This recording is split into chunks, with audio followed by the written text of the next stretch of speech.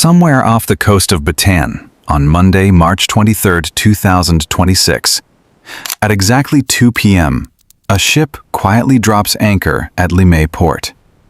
No fanfare, no official announcement, no press conference. Just a massive tanker sitting silently in the water. And what's inside that ship has the entire world watching. More than 700,000 barrels of Russian crude oil. The first Russian oil to touch Philippine shores in 5 years. Now here's what I need you to understand before we go any further. This is not just an energy story. This is not just about gas prices. This is about a small nation trapped between a war it didn't start, a superpower it depends on, and a choice that could reshape its future forever.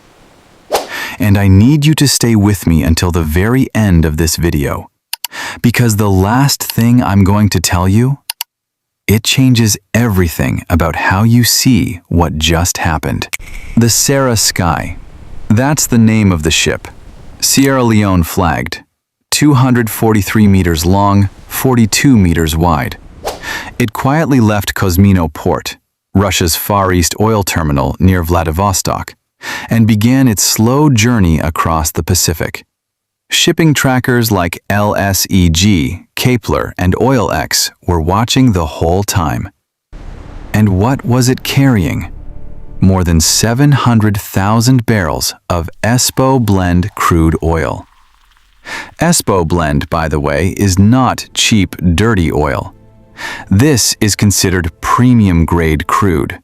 Light, sweet, efficient to refine. The kind of oil you want when you're desperate. And the Philippines was desperate. To understand why this ship matters, you have to understand what was happening before it arrived. The Middle East was, and still is, on fire. The US-Israel conflict with Iran had created something terrifying for every oil-importing nation on the planet. A chokehold on the Strait of Hormuz. The Philippines imports 98% of its oil from the Middle East, and virtually all of it passes through that single waterway. A waterway that is now a war zone.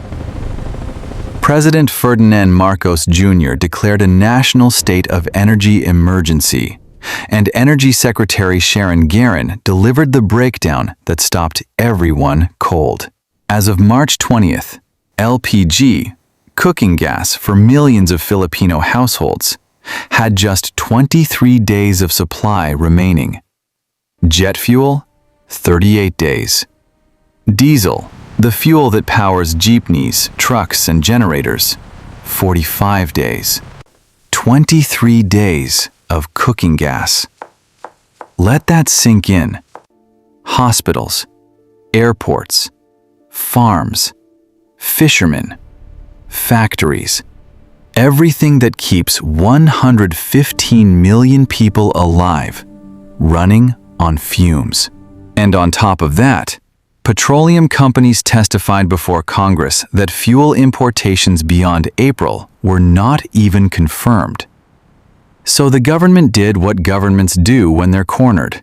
They started making phone calls. Now, here is where this story gets really interesting.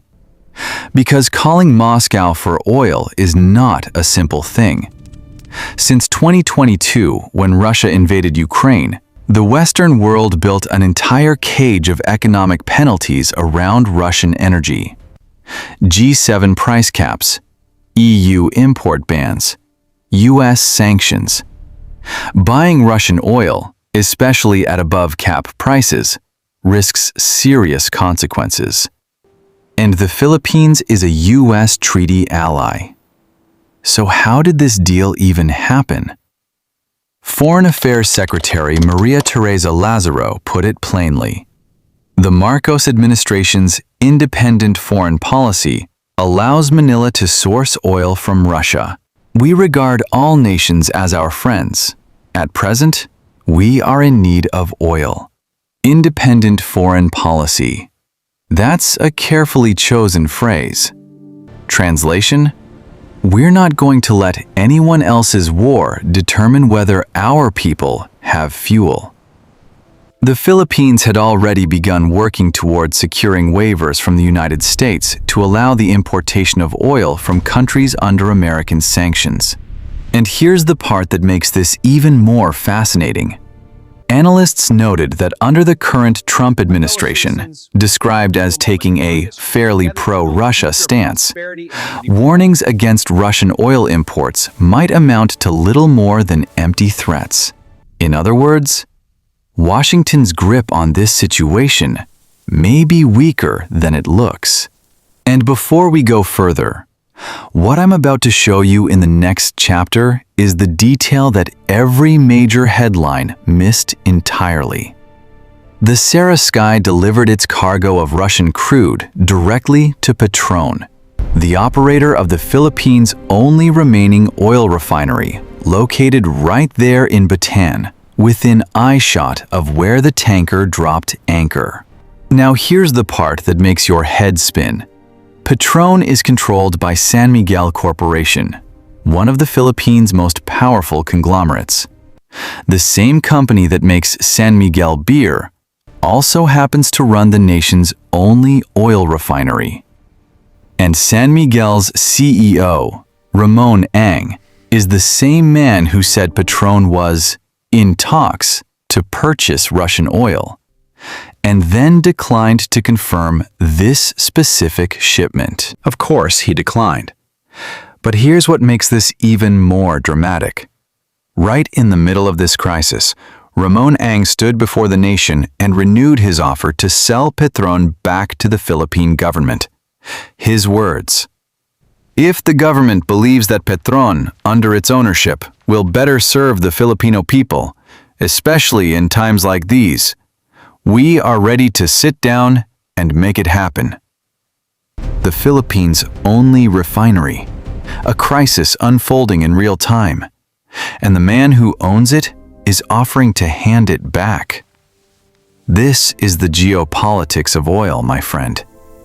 Nobody wants to be the one holding the receipt.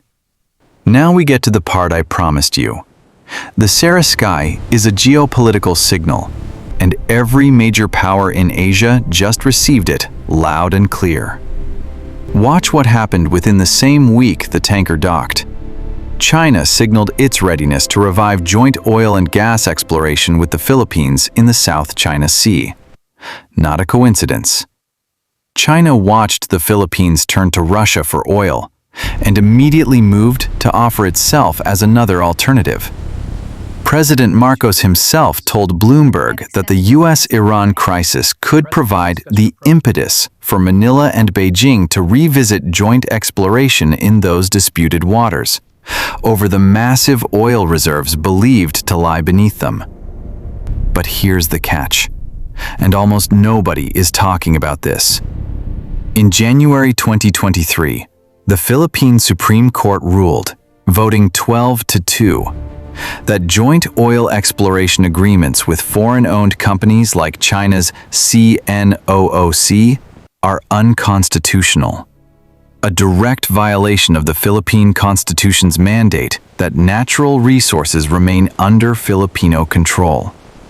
So Marcos is now publicly considering an arrangement that his own Supreme Court has already banned. Think about what that means. The Philippines, a U.S. treaty ally, is now simultaneously buying Russian oil, pursuing China for joint drilling despite a Supreme Court ban, seeking U.S. sanctions waivers from Washington.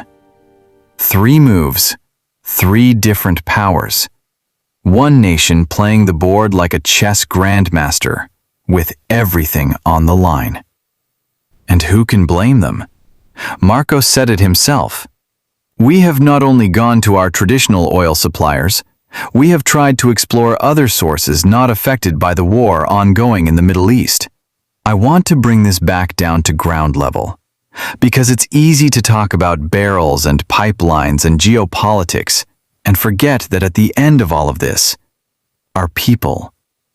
A fisherman was photographed paddling his small wooden boat right past the Sarah sky as it sat anchored in the harbor. That image went around the world. A small wooden boat, a man going about his morning, and right behind him, a 243-meter tanker carrying the weight of an entire nation's energy crisis. That image is the story. Because the decisions made in Moscow, Washington, Riyadh, and Beijing, they land here, on the coast, on the water, in the price of a liter of gas, the cost of a jeepney ride, the electricity bill of a family in Cebu or Davao or Zamboanga. This is where empires reveal their true weight. Not in a boardroom, in a bay. So here's the thing I promised you at the beginning. The thing that changes how you see all of this. The Sarah sky is not the story. The Sarah sky is a symptom. A symptom of a world where old alliances are bending, where the word forbidden is slowly being replaced by the word necessary, where small nations, nations that were supposed to just follow the rules set by the powerful, are now writing their own. The Philippines didn't ask for this crisis, but the way it has responded, reaching out to Russia, engaging China, pushing Washington for waivers, that is not weakness. That is a country learning in real time that in a broken world, survival requires options. As the world keeps splitting apart, as oil routes keep closing, as wars keep moving markets, how many more forbidden ships are coming? And who's going to be next? If this video made you think, share it with someone who needs to see it. Subscribe, because this story is not over. I'll see you in the next one.